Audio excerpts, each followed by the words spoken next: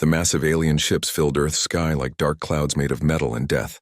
Admiral Vextar stood on the bridge of his command ship, watching the small human vessels burn in the cold space around Earth. His 6 arms moved across the control panels as he studied the tactical display. The battle had lasted only 3 hours. 3 hours to destroy what the humans called their greatest fleet.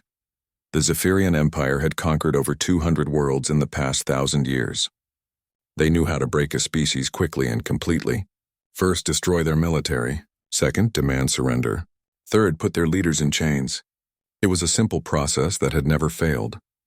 Vextar's crystalline exoskeleton gleamed under the bridge lights as he watched the last human destroyer explode in silence. The ship's fragments scattered like glitter against the black of space. His compound eyes focused on the blue and green planet below. Such a beautiful world, he thought. It would make an excellent addition to the Empire. Admiral? His communications officer clicked in the Zephyrian language. The human leaders are requesting permission to surrender. Vextar's mandibles clicked together in what humans might have recognized as laughter. They all asked to surrender eventually. Some species fought longer than others, but they all reached the same conclusion in the end. The strong ruled the weak. This was the natural order of the universe. Bring their leadership to the command station, Vextar ordered. We will accept their surrender in the traditional manner. The orbital command station was a massive structure that the Zephyrians had built specifically for surrender ceremonies. Its main chamber was designed to make visiting species feel small and powerless. The ceiling stretched high above, covered in displays showing the Empire's conquered worlds. The walls were lined with guards in full battle armor, their energy weapons clearly visible. Ambassador Sarah Chen walked through the corridors of the station with calm, measured steps. She was a small woman by human standards, perhaps 50 years old, with gray hair pulled back in a simple style. She wore a dark blue diplomatic uniform with small Earth insignia on the collar.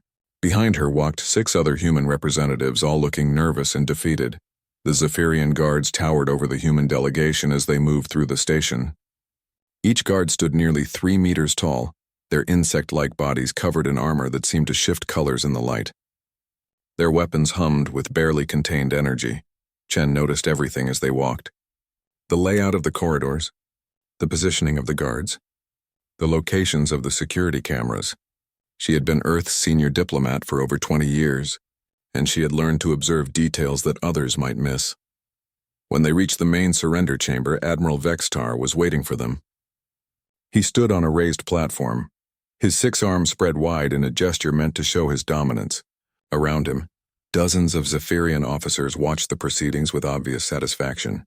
Humans of Earth, Vextar's voice boomed through the chamber, translated into English by the ship's computers. Your fleets are destroyed. Your defenses have failed. Your weapons are useless against our technology. Today marks the end of human independence and the beginning of your service to the Zephyrian Empire. The other human delegates shifted nervously. General Morrison, Earth's military commander, stared at the floor. President Zhang looked like she might be sick. Finance Minister Johnson's hands shook as he clutched his briefcase, but Ambassador Chen simply stood quietly, her hands clasped behind her back, watching Admiral Vextar with the same expression she might use to study an interesting piece of art. Your world's resources now belong to the Empire, Vextar continued. Your population will work for our benefit. Your technology will serve our purposes. This is the natural order. The strong rule the weak, as it has always been throughout the galaxy. He gestured toward a small table where surrender documents waited. The papers were written in both English and Zephyrian script, outlining the terms of Earth's complete capitulation to Imperial rule. You will sign these documents, Vextar commanded. You will officially surrender all human territory, resources, and population to Imperial control. And then you will broadcast this surrender to your entire planet, so that all humans understand their new place in the galaxy. One by one, the human delegates approached the table. General Morrison signed first, his face grim. President Zhang followed, tears in her eyes. The others signed quickly, eager to get the humiliating ceremony over with. Finally, only Ambassador Chen remained. She walked to the table slowly, picking up the signing stylus and examining it as if she had never seen such a device before. The chamber fell silent except for the low hum of the ship's systems. All eyes focused on the small human woman who held Earth's future in her hands. Chen looked down at the surrender document, reading through the terms carefully. She seemed to be taking her time, as if this were just another diplomatic meeting rather than the moment when humanity lost its freedom forever. After several long minutes, she looked up at Admiral Vextar. Her expression was calm and professional, showing no sign of the fear or despair that marked the other human faces. "Admiral," she said, her voice carrying clearly through the large chamber, "before I sign this document, I should probably mention something important." Vextar's exoskeleton shifted to a slightly different color, indicating mild amusement. "You wish to negotiate, human? Your fleets burn in space. Your planet lies defenseless. What could you possibly offer that would interest the Empire?" Chen set the stylus down on the table and clasped her hands behind her back again. She looked around the chamber, taking in the assembled Zephyrian officers, the guards, the displays showing conquered worlds. "Not negotiate, Admiral," she said calmly.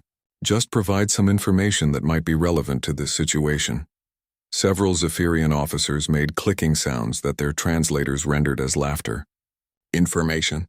What information could a defeated species possibly have that would matter now?" Vextar's compound eyes focused on Chen. "Speak then if you must, but make it quick.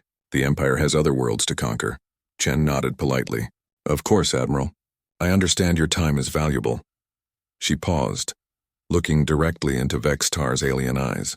"I just thought you should know that your intelligence about humanity appears to be incomplete." The Admiral's mandibles clicked together. "Our intelligence division is the finest in the galaxy. We studied your species for years before this invasion. We know everything about your capabilities, your technology, your military structure." "I'm sure you do," Chen agreed. "Your analysts were very thorough. They correctly identified our fleet strength, our weapon capabilities, our defensive positions. Everything they reported was completely accurate." She picked up the stylus again, turning it over in her hands as she spoke. "The thing is, Admiral, accuracy and completeness are not the same thing." Vextar's exoskeleton began to shift colors more rapidly. Around the chamber, his officers were starting to look less amused and more uncertain. "Explain yourself," the Admiral demanded. Ambassador Chen smiled. It was not the desperate smile of someone trying to delay the inevitable. It was not the false smile of someone pretending to be brave. It was something else entirely, something that made several Zephyrian guards unconsciously adjust their grip on their weapons. "Tell me, Admiral," Chen said, her voice still perfectly calm and diplomatic, "in all your research about humanity, did your analysts happen to investigate our rules of war?" Admiral Vextar's mandibles made a sharp clicking sound that the translator rendered as dismissive laughter. Rules of war? The concept struck him as absurd. War was simple. The strong defeated the weak. The victors took what they wanted from the losers. What need could there be for rules? "Your rules of war are meaningless," Vextar declared, his voice echoing through the surrender chamber. "We have won. You have lost. This is the only rule that matters in the universe." Around the chamber, Zephyrian officers nodded in agreement. They had conquered hundreds of worlds using this simple philosophy. Some species fought bravely, others surrendered quickly, but all of them eventually accepted the same truth. Military might determine who ruled and who served. Ambassador Chen listened to the Admiral's words with the same polite attention she might give to a colleague explaining their lunch plans. When he finished speaking, she nodded thoughtfully. "I see," she said. "So your analysts really didn't investigate human military doctrine." She set the stylus down again and began walking slowly around the chamber. Her movement caused several guards to shift their positions, but she ignored them completely. She might have been taking a casual stroll through a garden rather than standing in the heart of an enemy warship. "That explains quite a lot, actually," Chen continued, her hands clasped behind her back. "You see, Admiral, what you conquered today was not actually our military." Vextar's exoskeleton shifted to a warning orange color. The other Zephyrian officers began exchanging rapid clicks and whistles. Their translators worked to keep up with the sudden flood of nervous communication. "Explain," the Admiral commanded. Chen stopped walking and turned to face him directly. "What you defeated in battle today, Admiral, was our peacekeeping force." The chamber fell completely silent. Even the ship's background system seemed to quiet, as if the entire vessel was holding its breath. Vextar's compound eyes focused intently on the small human woman. "Peacekeeping force? What distinction does this make? We destroyed your strongest vessels. We eliminated your defensive capabilities. No, Chen said quietly. You destroyed our police. The words hung in the air like a physical presence. Several Zephyrian officers began accessing their personal data devices, frantically cross-referencing human military classifications. The information they found did not seem to reassure them. Chen resumed her slow walk around the chamber, speaking in the same calm, conversational tone she might use to explain a minor procedural matter. You see, Admiral, humanity learned something important about the nature of conflict many centuries ago. We discovered that there is a significant difference between the forces you use to maintain order during peacetime and the forces you use to wage actual war. Vextar was now accessing his ship's intelligence databases directly through his neural interface. His exoskeleton continued shifting through various shades of orange and yellow as he processed what he was finding. The fleet you destroyed, Chen continued, consisted primarily of patrol vessels, training ships, and defensive platforms designed to handle pirates, smugglers, and minor territorial disputes, what humans call our home defense fleet. She paused beside one of the chamber's massive windows, looking out at the blue marble of Earth spinning slowly in the void. During peacetime, Admiral, most of humanity focuses on other things. Art, science, exploration, trade, family. We are actually quite pleasant when we are not being threatened. Vexitar's mandibles were clicking rapidly as he processed intelligence reports. His officers were doing the same, their exoskeletons displaying a rainbow of agitated colors as they accessed data from across the Empire. But Admiral, Chen said, turning back to face him, you have done something that changes everything. You have officially declared war on Earth itself. You have activated protocols that have been dormant for generations. The Admiral's translator was struggling to keep up with the rapid-fire communications flooding the Zephyrian command network. Reports were coming in from monitoring stations throughout the galaxy, and none of them were reassuring. Energy signatures were appearing across Earth's surface. Not from hidden military bases, but from ordinary cities and towns. Industrial facilities were reconfiguring themselves with impossible speed. Transportation networks were shifting to handle completely different types of cargo. What is happening on your world? Vextar demanded. Chen's diplomatic composure remained perfect, but something flickered behind her eyes. Something that made the Admiral's exoskeleton recoil involuntarily. What is happening, Admiral, is that you have just learned why every other species in this galaxy maintains peaceful diplomatic relations with humanity, even though we supposedly never leave our own solar system. More reports flooded in from across the Empire's territory. Human merchant vessels were dropping their civilian configurations, revealing military-grade hulls and weapon systems. Tourist groups were producing equipment that looked suspiciously like advanced reconnaissance gear. Scientific expeditions suddenly appeared to be something else entirely. Vextar's officers were now receiving data from the Empire's border worlds. The readings were impossible. Human civilians who had been living and working in Imperial space for years were revealing capabilities that no civilian should possess. This is impossible, Vextar whispered, but his voice carried no conviction. Chen walked back to the surrender table where the document still waited for her signature. She picked up the stylus one more time, examining it as if it were a curious artifact from some ancient civilization. Your intelligence was accurate about one thing, Admiral, she said. During peacetime, Earth maintains a minimal military presence.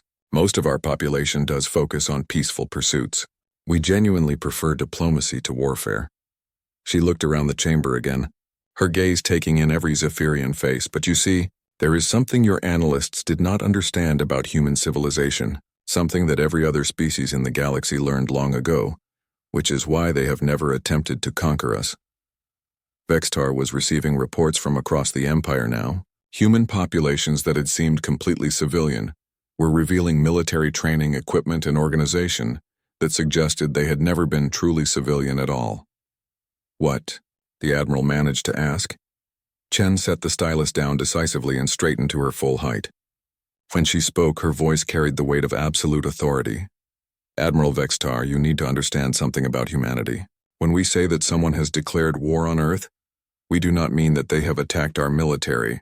We do not mean that they have threatened our government or our colonies. She took a step closer to the Admiral's platform.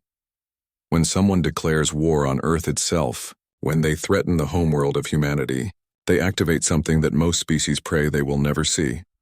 The reports flooding the Zephyrian command network were becoming more urgent. Human populations across the galaxy were mobilizing. Not fleeing. Not hiding. Mobilizing. You see, Admiral, Chen continued, there is a very good reason why humans are the only species that volunteers for peacekeeping missions throughout the galaxy. There is a reason why other civilizations specifically request human mediation for their conflicts. Vex Tar's exoskeleton had now cycled through every color in the spectrum and was starting over. Chen smiled. And this time there was nothing diplomatic about it. It is because everyone else learned a long time ago that the best way to avoid fighting humans in a real war is to make sure humans never have a reason to fight a real war. The temperature in the surrender chamber seemed to drop several degrees. Admiral Vex Tar's exoskeleton had shifted to a deep purple color that indicated extreme agitation. Around him, his officers were frantically accessing data streams from across the Empire, their own shells displaying colors that ranged from alarmed orange to terrified yellow. Ambassador Chen stood calmly in the center of the chaos, watching the Zephyrian command staff with the detached interest of a scientist observing an experiment. You speak in riddles, Vextar said, but his voice lacked its earlier confidence. We detected no hidden fleets. Our sensors found no secret weapons. Our intelligence shows no military reserves. Chen nodded approvingly, as if the Admiral had just made an excellent point. Exactly right. You found no hidden fleets because there were no hidden fleets to find. You discovered no secret weapons because the weapons were not secret. And you detected no military reserves because they were not military reserves. She began walking around the chamber again, but this time her movement had a different quality. She moved like someone who was no longer a prisoner, even though she stood surrounded by enemy guards. Let me ask you something, Admiral, Chen said. In all your surveillance of Earth, did you happen to notice that roughly 60% of our adult population carries some form of military classification in our databases? Vextar accessed his intelligence files directly through his neural interface. The data was there, but his analysts had dismissed it as bureaucratic inefficiency. Many species maintained large populations of former military personnel. It was not considered strategically significant. Veterans, he said. Retired soldiers. Every species has them. Veterans, yes, Chen agreed, but not retired, Admiral. Reserve. The distinction hit the Zephyrian command staff like a physical blow. Across the chamber, officers began recalculating human population statistics with growing alarm.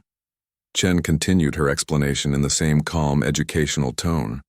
You see, Admiral, most human civilizations learned long ago that maintaining large standing armies during peacetime is expensive and unnecessary, so we developed a different approach. She stopped beside a tactical display that showed the deployment of Zephyrian forces across the galaxy. We train everyone. Not just professional soldiers, but farmers, teachers, engineers, artists, shopkeepers. Everyone learns how to fight. Everyone learns how to build weapons. Everyone learns how to coordinate military operations. Vextar's mandibles were clicking so rapidly they created a continuous buzzing sound. Impossible. Our economic analysts studied your civilization for years. Your population is engaged in civilian activities. Agriculture, manufacturing, research, entertainment. Absolutely correct, Chen said. During peacetime, a human farmer grows crops, raises livestock, and sells produce at market. A human teacher educates children and conducts research. A human artist creates beautiful things for others to enjoy. She turned to face the Admiral directly. But Admiral, what do you think happens when that same farmer receives mobilization orders? When that teacher gets called to active duty? When that artist is assigned to a combat unit? The answer was starting to become clear from the reports flooding the Zephyrian communication networks. Across Earth's surface, civilian facilities were transforming with impossible speed. Factories that had been producing consumer goods were now manufacturing military equipment. Transportation systems designed for commerce were shifting to handle weapons and supplies. Research facilities were revealing capabilities that no civilian institution should possess. The farmer becomes a soldier, who knows how to live off the land and organize supply lines, Chen continued. The teacher becomes an officer who understands how to train new recruits and coordinate complex operations. The artist becomes a strategist who can think creatively about problems that have no obvious solutions. More reports arrived from across the Empire. Human populations that had seemed completely peaceful were revealing military training, equipment, and organization that suggested they had never stopped being soldiers. They had simply been soldiers who happened to have day jobs. This is why, Chen said, other species in the galaxy have learned to maintain very careful diplomatic relations with humanity. They understand that what looks like a peaceful civilization is actually a military force that chooses to focus on other things during peacetime. Admiral Vextar was now receiving data from his border monitoring stations. Energy signatures that had been dismissed as civilian infrastructure were revealing themselves to be military installations. Merchant vessels were dropping their peaceful configurations and displaying weapon systems that rivaled Imperial warships. Tourist facilities were transforming into forward operating bases. How many? Vextar whispered. Chen consulted a small communication device. Current mobilization stands at approximately 40 million active personnel, with deployment continuing. Full mobilization should be complete within 72 hours. 40 million? The number seemed impossible. The entire Zephyrian Empire maintained a military force of perhaps 50 million beings, and that was considered the largest in the known galaxy. Oh, that is just the initial deployment, Chen said casually. Full wartime mobilization would involve roughly 2 billion personnel, but we rarely need to go that far. The Admiral's legs gave out. 2 billion? The number was beyond comprehension. It represented more military force than existed in the rest of the galaxy combined. But your population is only 8 billion, he managed to say. Correct. Most humans prefer peaceful occupations, but when someone declares war on Earth itself, when someone threatens the homeworld of humanity, she shrugged. Well, that is when civilians stop being civilian. Chen walked over to where the surrender documents still lay on the table. She picked them up and examined them as if seeing them for the first time. You know, Admiral, these documents are quite interesting from a legal perspective. They assume that Earth has been conquered and that humanity has accepted defeat. She looked up at Vexitar with an expression of polite curiosity. But here is the thing about human military doctrine. We do not actually surrender until we have lost a war. And Admiral, destroying our peacekeeping fleet does not constitute winning a war against humanity. Around the chamber, Zephyrian guards were beginning to look uncertain. Their weapons were still trained on the human delegation, but something in the atmosphere had changed. The balance of power was shifting in ways that their training had not prepared them for. What you have accomplished today, Chen continued, is the equivalent of defeating our local police force, and then demanding that our entire civilization surrender. It is a bit like conquering a single city and expecting the entire planet to submit. She tore the surrender documents in half. So let me clarify the situation for you, Admiral. Earth officially rejects your terms of surrender. Humanity formally declares a state of war between our species and the Zephyrian Empire. The words echoed through the chamber like the tolling of a funeral bell. Vextar stared at the torn papers in shock. You cannot! Your fleets are destroyed. Your defenses are broken. Chen smiled, and for the first time since entering the chamber, she looked genuinely pleased. Admiral, you are about to learn the most important lesson in human military philosophy. Admiral Vextar's exoskeleton had cycled through every color in the spectrum, before settling on a deep, alarmed purple. His compound eyes were fixed on Ambassador Chen as if she had just announced that the laws of physics had been repealed. What lesson? He managed to ask. Chen clasped her hands behind her back and assumed the posture of someone delivering an important lecture. Around the chamber, Zephyrian officers continued receiving reports from across their empire, and each new piece of information seemed to make them more agitated. The lesson, Admiral, concerns the fundamental difference between how humans approach warfare and how the rest of the galaxy approaches warfare. She began walking slowly around the chamber again, but now her movement had the confidence of someone who controlled the situation rather than someone trapped within it. Most species, including the Zephyrians, view warfare as an extension of their normal military operations. You maintain standing armies during peacetime. You build warships and weapons continuously. When conflict arises, you deploy the forces you already have. Vexitar nodded slowly. This was exactly how the Empire operated. They maintained the largest military force in the galaxy specifically, so they could overwhelm any potential enemy quickly and decisively. Humans do things differently, Chen continued. We maintain minimal military forces during peacetime, because we have learned that real warfare, Total warfare requires capabilities that are fundamentally different from what you need for maintaining order or handling small conflicts. Reports continued flooding the Zephyrian communication networks. Energy signatures were appearing across Earth's surface as civilian infrastructure revealed its true nature. Industrial facilities were reconfiguring themselves for military production with a speed that suggested the transformation had been planned in advance. "I still do not understand," Vextar said. "You speak of capabilities, but we destroyed your fleets. We eliminated your defenses." Chen stopped walking and turned to face him with an expression of genuine sympathy. "Admiral, you destroyed our peacekeeping fleet. Those ships were designed to patrol trade routes, respond to emergencies, and handle pirates.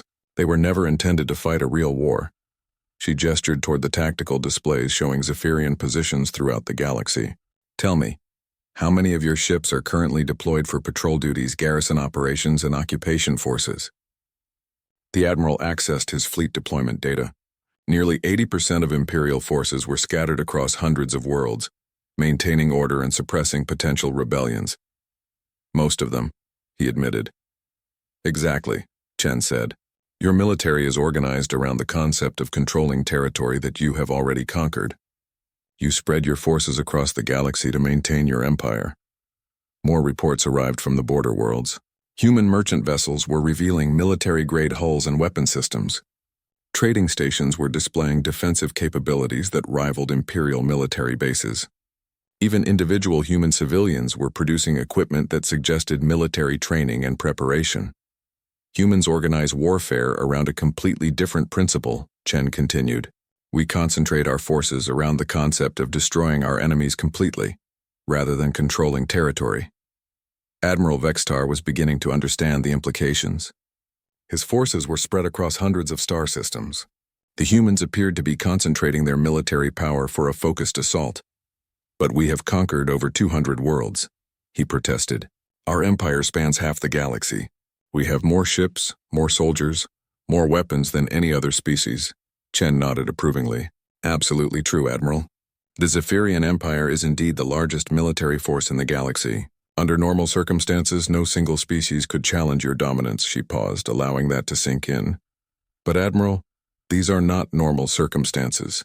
You have not attacked a human colony or threatened human trade routes. You have not engaged human peacekeeping forces in some distant system."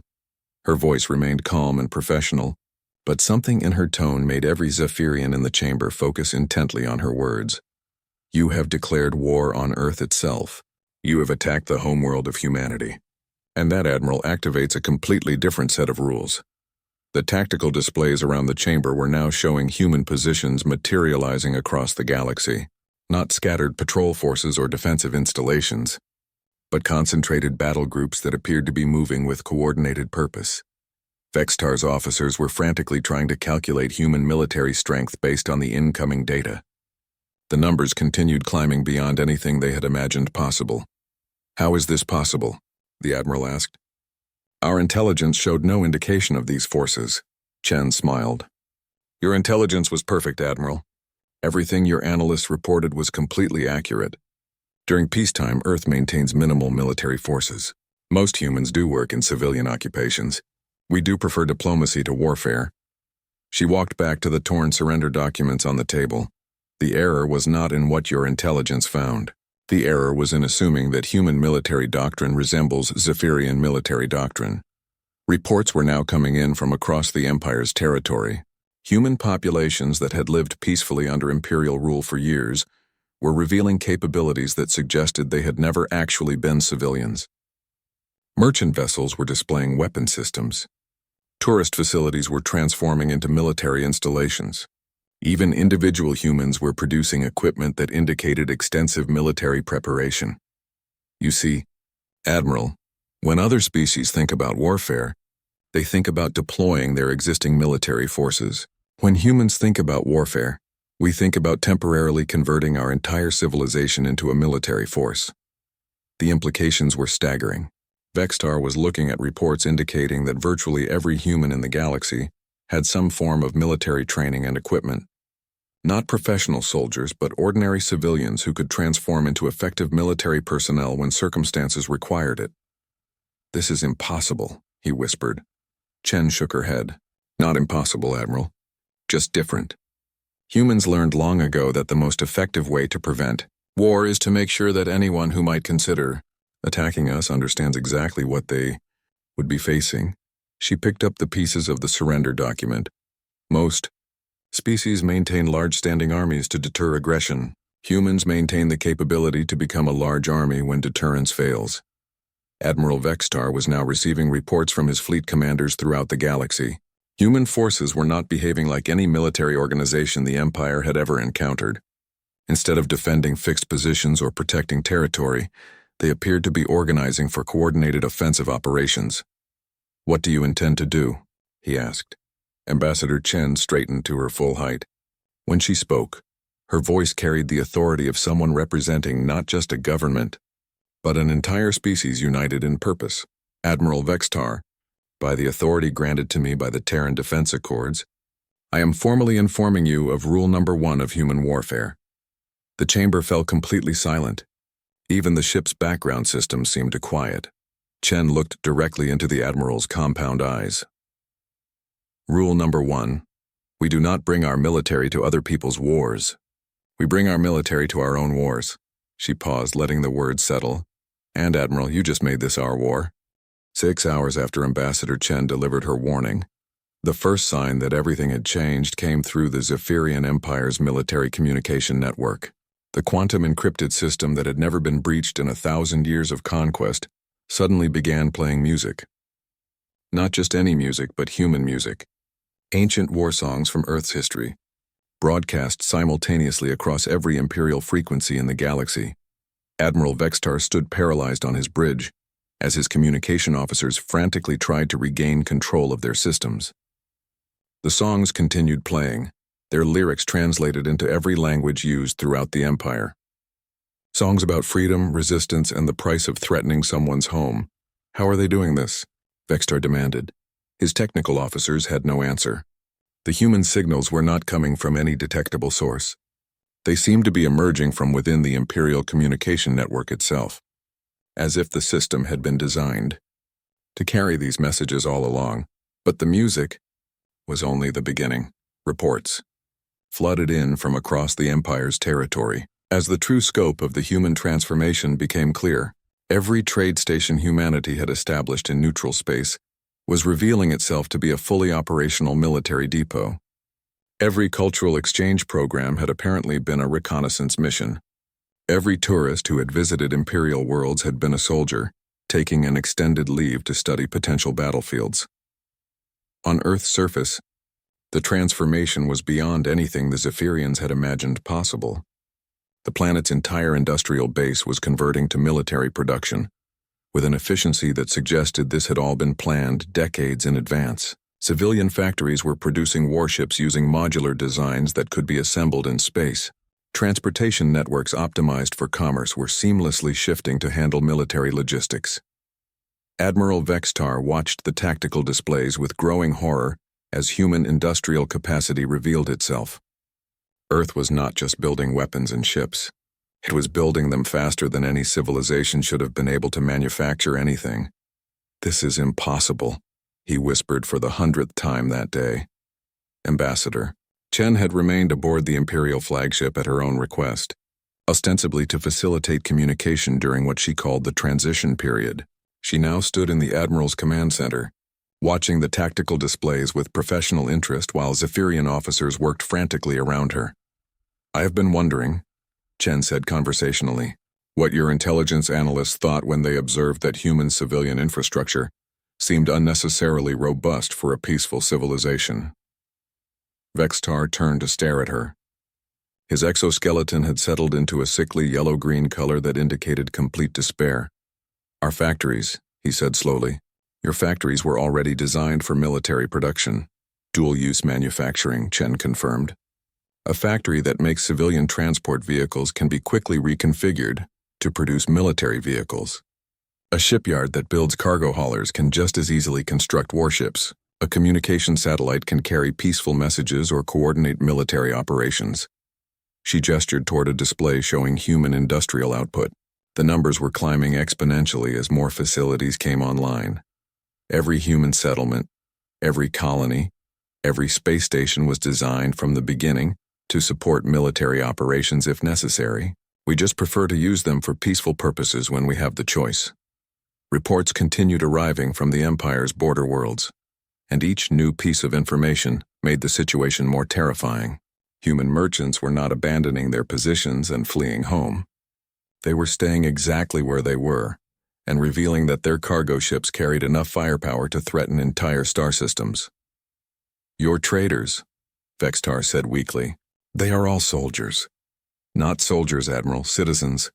There is a difference." Chen consulted her communication device. "But yes, every human who travels outside our home system receives military training. We learned long ago that the galaxy can be a dangerous place. The Admiral's tactical computers were now attempting to calculate human military strength based on the incoming data. The numbers kept climbing beyond comprehension. Every human settlement was revealing defensive capabilities. Every merchant vessel was displaying hidden weapons. Even individual humans were producing equipment that indicated extensive military preparation. "How many ships?" Vextar asked. Chen appeared to be receiving updates through her device. "Current deployment stands at approximately 50,000 vessels of various classes, with more coming online every hour. Full mobilization will add another 200,000 within the week. 250,000 ships. The entire Zephyrian Empire operated fewer than 100,000 vessels, and that included everything from massive dreadnoughts to small patrol craft." "This is madness," the Admiral protested. "No civilization can maintain such forces. The cost would be impossible." "You are thinking about it wrong," Chen explained patiently. "We do not maintain these forces, Admiral. We maintain the capability to create these forces when necessary. Most of those ships did not exist yesterday. They are being assembled from components that were stored throughout human space, using facilities that normally produce civilian goods." She walked over to a tactical display showing the deployment of human forces throughout the galaxy. The pattern was not random. Human units were positioning themselves to cut off Imperial supply lines, isolate garrison forces, and threaten key strategic targets. "Your Empire controls territory, Admiral. You spread your forces across hundreds of worlds to maintain order and suppress rebellion. That strategy works well for controlling populations that accept your rule." She turned to face him directly.